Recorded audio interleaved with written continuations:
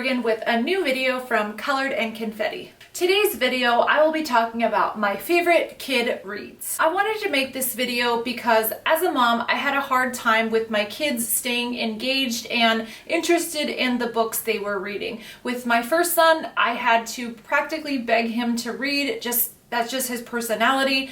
You know, it's things kind of he gets bored really easily.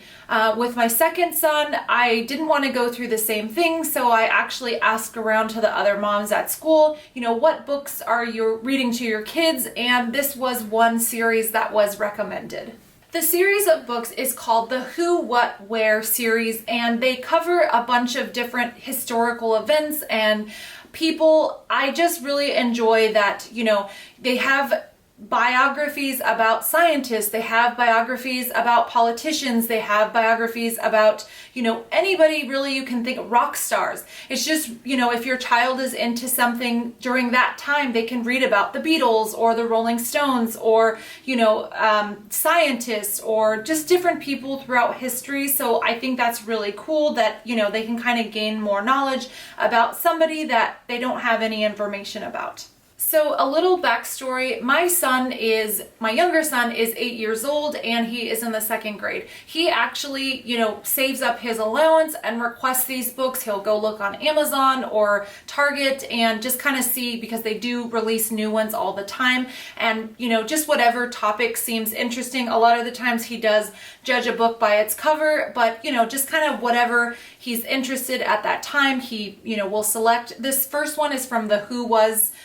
This is Sam Walton. It's just really, really interesting. It gives, you know, not only a chance for him to practice his reading and us to read and bond together, but it's also very informative and there's a lot of cool information without it coming across too much like an encyclopedia.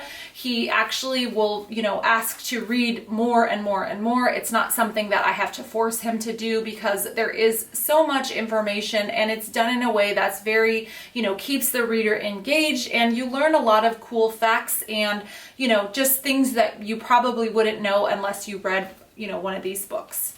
The next book I wanted to show is part of the What Was. This is on the gold rush, and being is how I'm from California, I thought that was very important to teach my son.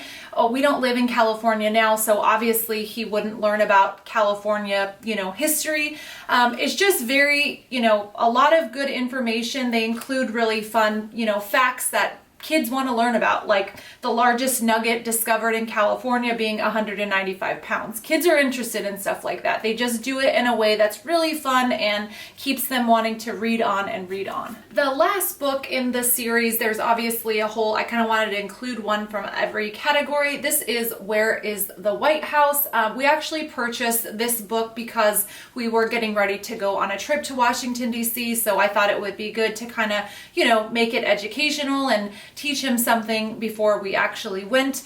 There's included a lot of really cool facts, like George Washington is the only president who never lived in the White House, you know, how the White House has a swimming pool, you know, there's a dance floor, a bowling alley, just things that, you know, kids find interesting that are not too, you know, boring. They really cater to the audience of a kid, and it's just a lot of fun facts that you probably wouldn't, you know, find out if you were reading an encyclopedia or, you know, maybe a more adult version of a book. If you like today's topic, you can visit my blog, which will be linked in the description. Don't forget to like, subscribe, and hit the notification bell. Have a nice day.